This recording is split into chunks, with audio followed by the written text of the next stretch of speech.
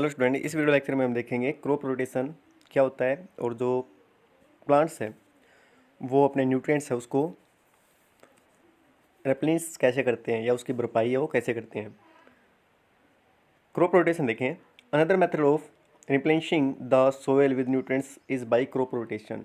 एक ऐसा मेथड है क्रॉप रोटेशन जिसके द्वारा हम हैं जो अपने न्यूट्रिएंट्स है उसकी जो भरपाई है, उसकी कमी की भरपाई है, वो हम सोइल के अंदर उसको पूरी कर सकते हैं। Crop rotation is the method of growing different crops alternately on the same field. Crop rotation का मतलब क्या है? मतलब हम बोल सकते हैं कि जो हमारी फसल है उसको हम एक ही टाइप की फसल यूज़ ना करके फसलों को रोटेट करते रहें। ठीक है, जैसे कि एक साल हम अपना जो कॉटन है उसकी बिजाई कर दें, अगले साल हम जो ग्वार है उसकी बिजाई कर दें। तो मतलब फसलों को हम एक फसल पे डिपेंड ना होके उसको रोटेट करते रहें फसलों को। ये है हमारा क्रॉप रोटेशन। इसके अंदर आपको एग्जांपल बता रखा है।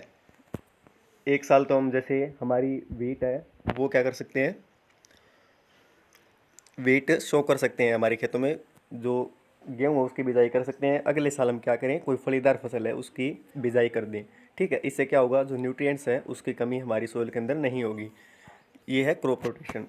उसके बाद देखें, जो लेग्यूम होते हैं, जो फलीदार हमारे जो पौधे होते हैं, जैसे हमारी मसूर की दाल होगी, हमारा गंवार हो गया, ये जो फलियाँ जिसके लगती है, ये जो फलीदार पौधे होते हैं वो सोइल की फर्टिलिटी है, उपजाऊ शक्ति है उसको इंक्रीज है, वो कैसे करते हैं।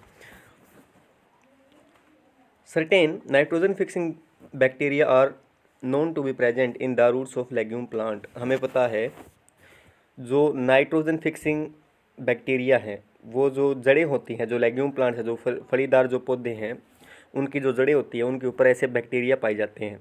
ठीक है, जो नाइट्रोजन को फिक्स करने का काम करेंगे। कैसे करेंगे वो भी हम देखेंगे। On the roots of bacteria develop nodules called root nodules. और जो उनकी जो रूट्स हैं उनके ऊपर वो जो रूट की जो नोड्यूल्स होती हैं, हम जिनको गांठ बोल सकते हैं, उनके ऊपर वो बैक्टीरिया क्या है वो मिलेंगे। The bacteria live in symbiotic association with the roots of leguminous plant and help to fix atmospheric nitrogen. अब क्या होगा कि जो बैक्टीरिया है ना वो साइम्बियोटिक रिलेशनशिप में रहेंगे रूट्स के साथ या उस प्लांट के साथ। अब ये साइम्बियोटिक रिलेशनशिप क्या होगा हमारा, कि बैक्टीरिया है वो कुछ ना कुछ पौधे से लेगा, प्राप्त करेगा, बदले में कुछ ना कुछ पौधे को प्रोवाइड करवाएगा। ठीक है, तो ये होती है हमारी साइम्बियोटिक रिलेशनशिप। तो ये जो बैक्टीरिया है वो साइम्बियोटिक रिलेशनशिप में रहेंगे। अब बैक्टीरिया शेल्टर या जो फूड है वो तो प्लांट से लेंगे। ठीक है, और बदले में क्या देंगे, वो एटमॉस्फेयर अपना उसके जो नाइट्रोजन है उसको फिक्स करके और पौधों को देंगे। ठीक है, the nitrogen so fixed can be used by the plants roots from the soil. और ये जो बैक्टीरिया फिक्स करके देंगे नाइट्रोजन जो प्लांट्स को, ठीक है, वो क्या करेंगे, सोइल से जो प्लांट्स हमारे वो यूज़ कर पाएंगे। This is how fertility of soil increase by the luminous plant. इस तरीके से जो फर्टिलिटी है सोइल की वो जो ये हमारे ल्यूमिनियस प्लांट्स हैं, जो फलीदार पौधे हैं, वो इंक्रीज करने का काम करते हैं। The process of converting atmospheric nitrogen into compounds which can be used by plant is called nitrogen fixation. अब ये जो नाइट्रोजन फिक्सेशन है, या डेफिनेशन आपको लिखनी है कॉपी में। नाइट्रोजन फिक्सेशन क्या है कि जो हमारी एटमॉस्फेरिक नाइट्रोजन है उसको हम ऐसे कंपाउंड में कन्वर्ट करें जिससे जो प्लांट्स है उसको यूज़ कर पाएँ। इसको हम बोलेंगे नाइट्रोजन फिक्सेशन, जैसे नाइट्रेट में कन्वर्ट करना। अब ये नाइट्रोजन फिक्सेशन होगी कैसे, जो बैक्टीरिया है ना, जैसे राइजोबियम बैक्टीरिया है हमारा, राइजोबियम बैक्टीरिया क्या करेगा, जो एटमॉस्फेयर की जो हमारी नाइट्रोजन है उसको लेगा, उसको नाइट्रेट में कन्वर्ट करेगा जो कि सोल्यूबल है वाटर के अंदर। अब उसने क्या कर दिया कि नाइट्रेट है वो नाइट्रोजन का कंपाउंड बना दिया, वो वाटर में सोल्यूबल है और जो प्लांट्स है उसको आसानी से ले पाएंगे। एटमॉस्फेयर की नाइट्रोजन को प्लांट्स हैं वो नहीं ले पाते। ठीक है, तो बैक्टीरिया क्या करेगा, उसको नाइट्रेट्स में कन्वर्ट करने का काम कर देगा। नाइट्रेट्स प्लांट्स है वो आसानी से ले लेंगे, तो मतलब नाइट्रेट्स के थ्रू जो नाइट्रोजन है वो प्लांट्स कंज्यूम कर लेंगे, एब्जॉर्व कर लेंगे। ठीक है, तो इसको ही कहेंगे नाइट्रोजन फिक्सेशन। उसके बाद देखें रिमूवल ऑफ वीड्स। उसमें देखेंगे in the fields of one many other plants start growing along with the crop plant. हमने बहुत बार देखा है या हम खेतों में देखते होंगे कि जो हम कोई भी फसल है ना उसकी बिजाई करते हैं तो उसके साथ साथ अनवांटेड प्लांट्स है वो अपने आप ग्रो हो जाते हैं, जिन्हें हम नहीं बीजते या उनको हम शो नहीं करते हैं हमारे फील्ड के अंदर, लेकिन फिर भी अपने आप ही वो हमारी फसल है उसके साथ ग्रो अप हो जाते हैं, ठीक है, बड़े हो जाते हैं। जैसे कि दूब वगैरह, डिल्ला या जई वगैरह, ये खरपतवार जिनको हम बोलते हैं उनको वीड्स बोलते हैं, ठीक है। All plants other than crop are called weeds. एक हमने कोई भी जैसे गेहूं की बिजाई कर दी, गेहूं की बिजाई को छोड़ के अगर कोई भी और प्लांट्स आपकी फसल के साथ है, आपकी गेहूं के साथ है, जिन्हें हमने नहीं बोया या हमने उसकी बिजाई नहीं की, वो वीड्स है, ठीक है। Weeds are unwanted uncultivated plants और pest with grow along with cultivated plants on their own. Weeds क्या है? अनवांटेड प्लांट्स है जो कि अपने आप ग्रो हो जाते हैं, जिन्हें हम ग्रो तो नहीं करना चाहते, ना ही हम उनको चाहते हैं कि ये ग्रो हों, लेकिन अपने आप ग्रो हो जाते हैं, वो है वीड्स। उसके बाद देखें, they are a threat to commercial crops as they compete for sunlight, air, nutrients and water. ये जो वीड्स हैं वो खतरनाक कैसे हैं?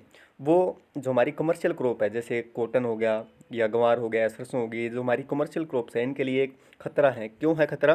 क्योंकि वो क्या करेंगे, जो plant air, nutrients, water, sunlight ये जो लेंगे उसमें वो कमी कर देंगे, ठीक है। In comparison to the cultivated crop, the seeds of weeds germinate easily. These seedlings grow faster. They flower early. Their seed production begins after a short period of growth, and they produce large number of seeds. अब एक खतरा तो इस प्रकार से है। दूसरा क्या है कि ये बहुत जल्दी से ना ग्रो होते हैं। ग्रो होने के बाद क्या करेंगे, इनके जो सीड्स है वो आसानी से अंकुरित होते हैं, जर्मिनेट है, आसानी से हो जाएंगे, ठीक है। इनकी जो सीडलिंग है वो बहुत ज़्यादा जल्दी है वो ग्रो करेगी, उन पे फूल है वो जल्दी आसानी से आ जाएंगे। तो इससे क्या होगा कि जो सीड्स है वो बहुत ज़्यादा हो जाएंगे उनके, ठीक है। लार्ज नंबर ऑफ सीड्स है वो प्रोड्यूस हो जाएंगी उनकी, और उनकी ज़्यादा ग्रोथ होने लगेंगी। In fact weeds take up all the nutrients and reduce the growth of crop in various veg.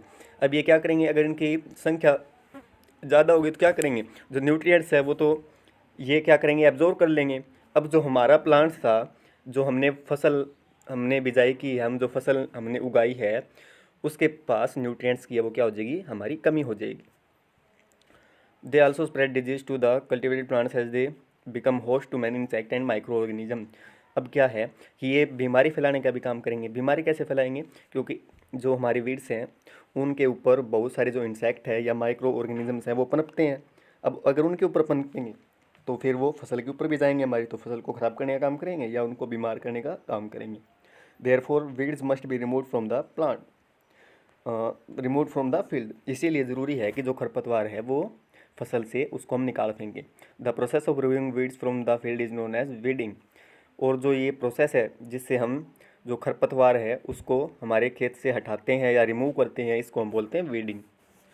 Some common weeds are in the following figure. आप देख सकते हैं कि हमारी कॉमन वीड्स हैं, ठीक है।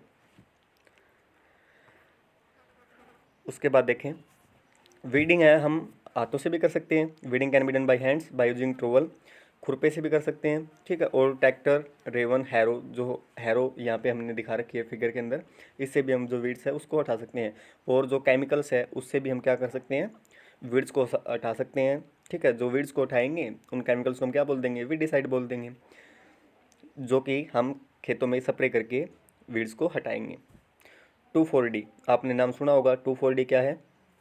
एक वीडिसाइड है जो हम यूज़ करते हैं, ठीक है। ये एग्जांपल था वीडिसाइड का। उसके बाद देखें, weeding being harmful to human being are being replaced by herbicide which are obtained from plants. जो वीडिसाइड्स है उसके अंदर केमिकल्स यूज़ करते हैं जो कि हमारे ह्यूमन्स के लिए क्या हो सकते हैं, हानिकारक हो सकते हैं। तो उसको हम किससे रिप्लेस कर सकते हैं? हर्बिसाइड से, जो कि प्लांट से हम ऑब्टेन करते हैं। तो ये हमारे लिए लेस हार्मफुल होंगे। Weedicide whenever put to use should be used carefully. अगर वीडिसाइड की बात करें, जब हम उसका छिड़काव करते हैं या इसको यूज़ करते हैं तो हमें बहुत ही सावधानी से उसका यूज़ करना चाहिए। The farmers while spraying should cover their mouth and nose with a piece of cloth. जब हम स्प्रे वगैरह कर रहे होते हैं वीडिसाइड का, तो जो फार्मर है जो स्प्रे कर रहा होता है उसको अपने हाथ और अपने मुंह और अपना जो फेस है वो क्लॉथ से अच्छे तरीके से ढक लेना चाहिए, या हम ऐसे बोल सकते हैं कि अपनी बॉडी को पूरी तरीके से प्रोटेक्ट कर लेना चाहिए। नेक्स्ट वीडियो में हम इस चैप्टर को फिर से कंटिन्यू रखेंगे।